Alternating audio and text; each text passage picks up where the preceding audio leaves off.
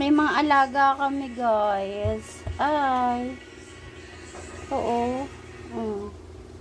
Ito ay gumagalaw pa siya. Oh. Gumagalaw pa siya at gusto niya pang kumawala. Oo. See. Tapos eto. Ano, gumagalaw-galaw pa siya. Ay! Tumatakbo pa siya. Oo. Tumatakbo pa siya, guys. And then, eto pa, oh. Gusto niya pang lumaban. Gusto niya pang ipaglaban yung kanyang nararamdaman. I know. Yan, oh. Oh. Ito. Super laki. Ayan. So, malapit na rin siyang ito ay yan, oh. Boy. Guys. Gumagalaw-galaw pa siya. So, anong luto ang pwede dito? Siguro ay, yan, oh. Gusto niya mangipit. Yan. Ito. Buhay pa din siya, pero dito sa sobrang laki, ito ay hindi na siya masaya sa buhay niya. Kaya siya ay lagay natin dyan. Hugasan natin at toothbrushan. So, tututbrushan ko muna yan. Kaya, paano nyo ba hugasan ang inyong mga alimasag? Ready to fight siya, guys. Parang ayaw niya sa akin. Ayan.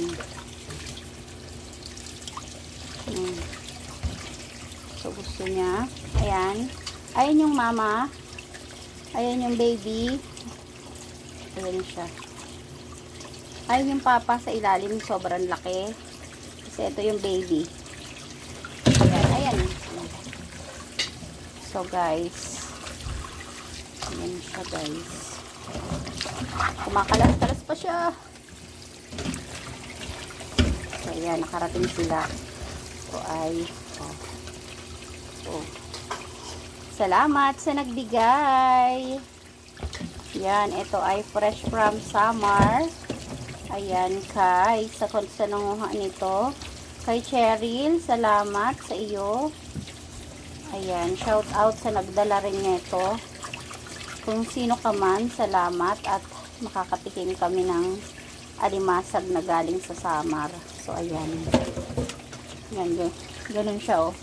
So, 11 hours siyang nagbiyahe until nabuhay pa siya. So, yan. Hirap na siya sa buhay niya. So, yun lang.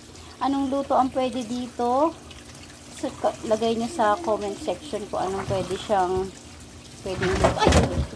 Buhay pa talaga siya, guys. So, yan. So, ganito rin ba kayo gusto ganito?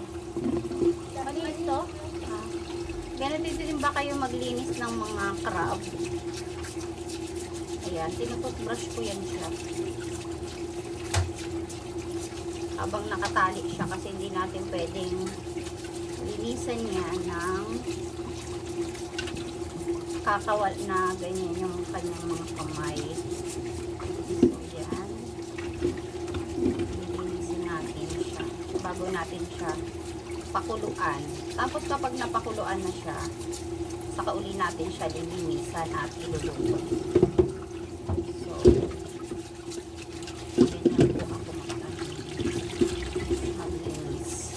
Laki na ito. Pag nasipit ka na ito talaga, goodbye ang kamay mo na ito.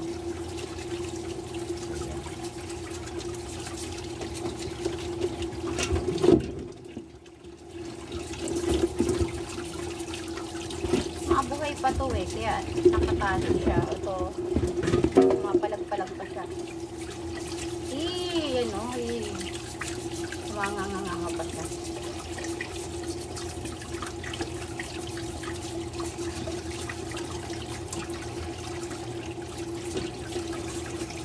So, ayun.